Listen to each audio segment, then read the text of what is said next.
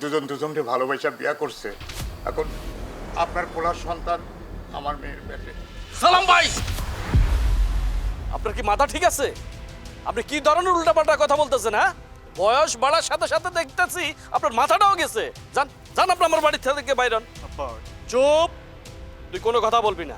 যা এখান থেকে যা, আর ঘরে যাইয়া কাপড় সবগুলা গোছাবি। তোর আর এই গ্রামে থাকা লাগবো না।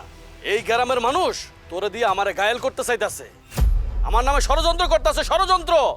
না না, কোনো ষড়যন্ত্র না চেয়ারম্যান সাহেব, বিশ্বাস করেন কোনো ষড়যন্ত্র না।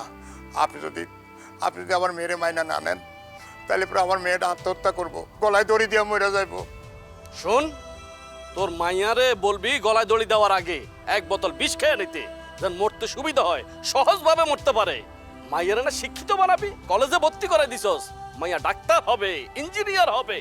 আর এখন সে মাইয়া কলেজে যাইয়া কোন ছেলের সাথে আকাম কুকাম করে পেট বাজাইছে, আর সেই পেট আমার পোলার কান্দে উঠাইতে আইছস না? আবার আমার বাড়িতে আইছস আমার কাছে বিচার দেওয়ার জন্য। তোর তো সাহস কম না? যা যা, বাইরো বাইরো কইছি। না, আমি যাব না। আমার মেয়েরে আপনার বাড়ির বউ হিসাবে স্বীকার করতে হইব। যাবি না? হ্যাঁ, যাবি না? তুই যাবি না? তোর কিভাবে যাওয়াইতে হয় সেটা কিন্তু আমার ভালো করে জানা আছে। এই খারাপ দিছিস কেন? যা, আরে ঘাট ধাক্কা দিয়ে বাড়ির থেকে বাইর করে দে, আর যেন কখনো আমার বাড়ির ভিতর ঢুকতে না পারে।